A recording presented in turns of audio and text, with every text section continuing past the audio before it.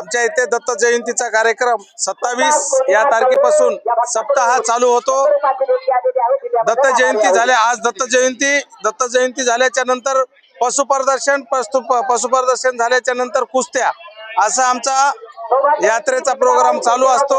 सर्व आमच्या आजूबाजूचे सर्व लोक आम्हाला पूर्ण सहकार्य करतात आणि सर्वजण आपला जीव लावून इथं मेहनत करून शनी इथला कार्यक्रम पार पाडण्यापर्यंत सर्व परिसर आमच्यामध्ये सहभागी असतो।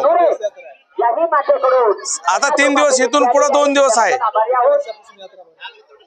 आता किती पिढ्यापासून आहे की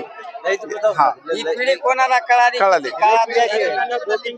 पिढ्यापासून ही यात्रा चालत आलेली आहे आणि ती इथून पुढे सुद्धा अशीच चालत राहो।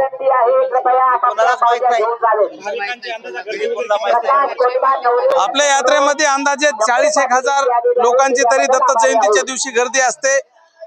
पोलीस प्रशासन, आरोग्य विभाग, तहसील विभाग, महसूल विभाग सर्व लोकांचे इथं सहकार्य असते। स्वतः आमदार साहेब स्वतः हजर असतात, तहसीलदार साहेब हजर असतात, बीडीओ साहेब, विस्तार अधिकारी व आमच्या परिसरातील सर्व पब्लिक।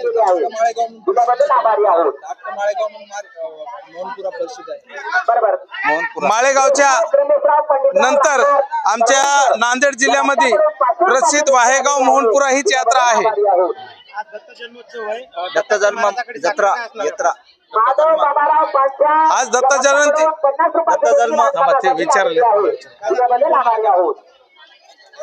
दत्त जन्म आहे तर तुमचं दत्तात्रयाकडे काय साकडा काय मागणी आहे? आज दत्त जयंती निमित्त माझ्याकडून शेतकऱ्यांना व गोरगरीब जनतेना दत्तात्रयाचा शुभ आशीर्वाद राहावा हीच माझी विनंती आहे। भाविकांची गर्दी लक्षात घेता बोटची वगैरे व्यवस्था आपण करणार आहे? नाही, बोटची व्यवस्था आमच्या इथं नाही, पण आता दोन्ही बाजूने गाड्या सोडलेल्या आहेत प्रशासनाने आणि वाहतूक व्यवस्थिशीर आहे।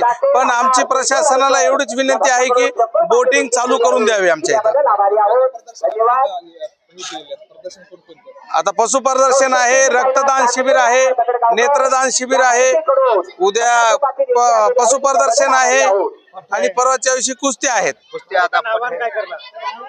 भाविक भक्त आहेत, आता कुस्त्यांची दंगल आहे, त्याच्यानंतर पशु प्रदर्शन पाहण्यासाठी यावं यासाठी भाविक भक्तांना आव्हान काय करणार? भाविक भक्तांना एवढंच आवाहन करतो की मी भाविक भक्तांनी दत्त मंदिराचा परिसर स्वच्छ ठेवावा, वांदे किरकिऱ्या होणे आणि सगळ्यांना सहकार्य करावे एवढंच भाविक भक्तांना आवाहन करतो।